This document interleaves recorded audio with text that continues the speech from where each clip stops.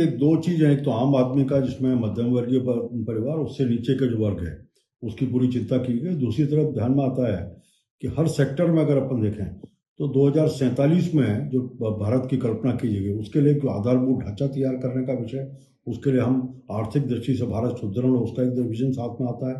हमारा एक्सपोर्ट कैसे बढ़े, उसके नाते से नीतियों को और करों को उसका रचना करने का काम किया गया। टैक्स के जितने भी बेनिफिट्स थे, उन सबको, क्रिमिनल केस थे, उनको कम करने का विषय। सबसे बड़ी चीज़ है कि हम टूरिज्म एक बहुत बड़ा सेक्टर है, उस टूरिज्म सेक्टर के ऊपर भी हम लोग चीज़ों को लेकर आने का काम किया। किसान, मजदूर, युवा, महिला, ये जो चार जातियों की बात प्रधानमंत्री जी करते हैं, चारों वर्गों के ऊपर पूरी तरह से ये कहीं ना कहीं बजट सेंट्रिक है, और उनको कैसे कैसे हम उसको अपलिफ्टमेंट के काम हो सकते हैं, इसकी योजना इसमें दिखती है।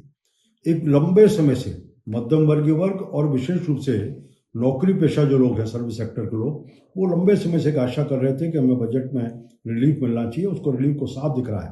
13 से लेकर के 18 के बाद आज हम 25 का बजट देखें तो 12.5 लाख तक की आय के ऊपर किसी प्रकार का कर नहीं, मतलब 1 लाख रुपए महीने तक जो कमाता है उसको किसी प्रकार के कर देने की जरूरत नहीं, टैक्स देने की जरूरत नहीं है।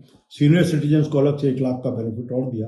एक सामान्य रूप से इस देश की धड़कन कहने वाले वर्ग को पूरी तरह से राहत देने की बात है। देखिए, देश चुनाव तो देश में, इसीलिए प्रधानमंत्री जी और केंद्र की सरकार बार बार कह रही है, इस देश में एक देश एक कानून की नीति लानी चाहिए। इससे अच्छा होगा अगर कांग्रेस पार्टी और विपक्ष इस बात को कहता है तो एक देश एक कानून की, एक जो चुनाव की बात जो करेगी केंद्र सरकार, उसका समर्थन करे, जिससे कि एक बार में चुनाव हो जाए और बार बार ये विषय नहीं रहे। निश्चित रूप से बजट का समय होता है और उसी तारीख को बजट आता है। उस बीच में कोई भी चुनाव होगा तो उसके फायदे और नुकसान को देख करके बजट नहीं लाया जाता। देश की परिस्थितियों को देख के, देश के आम आदमी के हित के और उसके अपलिफ्टमेंट की योजना को देख करके बजट की योजना